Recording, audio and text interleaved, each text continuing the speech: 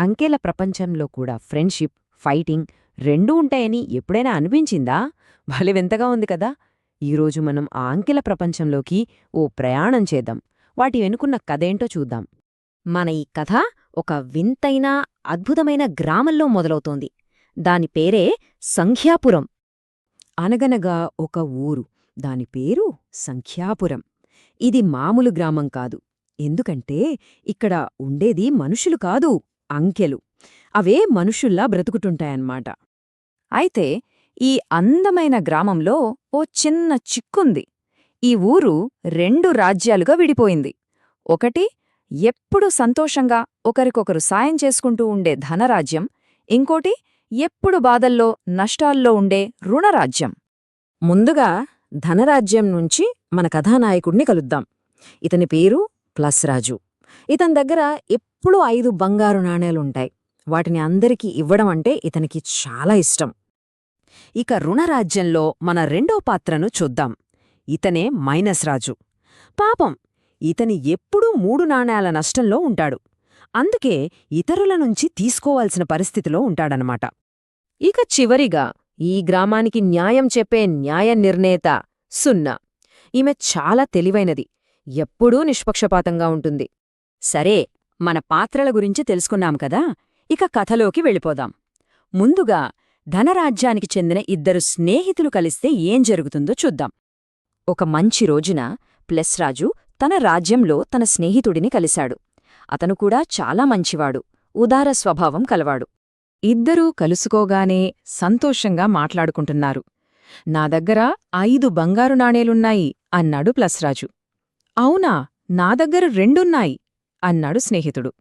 ఇద్దరూ మంచి స్నేహితులు కదా. వెంటనే వాళ్ల నాణేలని కలిపారు. ఇప్పుడు ఇద్దరి దగ్గర కలిపి మొత్తం 7 బంగారు నాణేలున్నాయి. వాళ్ల ఆనందం ఇంకా పెరిగింది. చూసారా, ఈ కథ నుండి మనం నేర్చుకోవాల్సిన మొదటి విషయం ఇదే. ఒకేలాంటి గుర్తులు కలిసినప్పుడు వాటి బలం ఇంకా పెరుగుతుంది. ఒకే 2 ప్లస్లు కలిస్తే ఒక పెద్ద ప్లస్ అవుతుంది. ఇదే మన మొదటి గణిత సూత్రం. సరే, స్నేహితులు కలిస్తే బావుంది. మరి వేర్వేరు స్వభావాలున్నవాళ్లు కలిస్తే ఏం జరుగుతుంది? ఒకరికొకరు వ్యతిరేకులు ఎదురుపడితే ఎవరు గెలుస్తారు? ఒకరోజు ప్లస్ రాజు తన 7 నాణ్యాలతో ఆనందంగా వెళ్తుంటే దారిలో అతనికి 4 నాణ్యాల నష్టంలో ఉన్న మైనస్ రాజు ఎదురయ్యాడు. మైనస్ రాజు తన బాధనంతా చెప్పుకున్నాడు. తన దగ్గర ఏమీ లేకపోగా 4 నాణేలు అప్పులో, అంటే నష్టంలో ఉన్నానని చెప్పాడు. ఇద్దరి మధ్య వాదన మొదలైంది. అప్పుడు న్యాయనిర్ణేత సున్నా వచ్చి చాలా సింపుల్గా ఒక తీర్పిచ్చింది. ఈ పోరాటంలో ఎవరి బలం ఎక్కువైతే వాళ్లదే గెలుపు. చివరికి వాళ్ల గుర్తే మిగులుతుంది. ఇక్కడ ఎవరి బలం ఎక్కువ? ప్లస్ రాజు దగ్గర +7 ఉంది. అతను తన 7 నాణేలలోంచి 4 తీసి మైనస్ రాజు నష్టాన్ని పూడ్చేశాడు. అయినా సరే అతని దగ్గర ఇంకా 3 నాణేలు మిగిలాయి. దీన్ని బట్టి మనకు అర్థమయ్యేదేంటంటే, వేరువేరు గుర్తులు ఎదురుపడినప్పుడు వాటి మధ్య ఒక యుద్ధంలా జరుగుతుంది. చివరికి బలమైన గుర్తు మాత్రమే నిలుస్తుంది. ఇది పూర్ణాంకాల కూడికలో రెండో ముఖ్యమైన నియమం. కూడికల గురించి చూశాం కదా. ఇప్పుడు కథ తీసివేతల వైపు మలుపు తీసుకుంటోంది.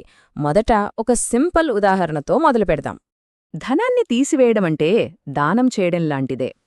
ప్లస్ రాజు దగ్గర 6 నాణేలుంటే అందులోంచి 2 ఇచ్చేశాడు. ఇంకెన్ని మిగులుతాయి?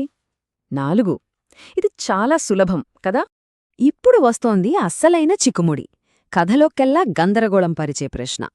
ఒక మంచి నుండి ఒక చెడును తీసేస్తే ఏమవుతుంది?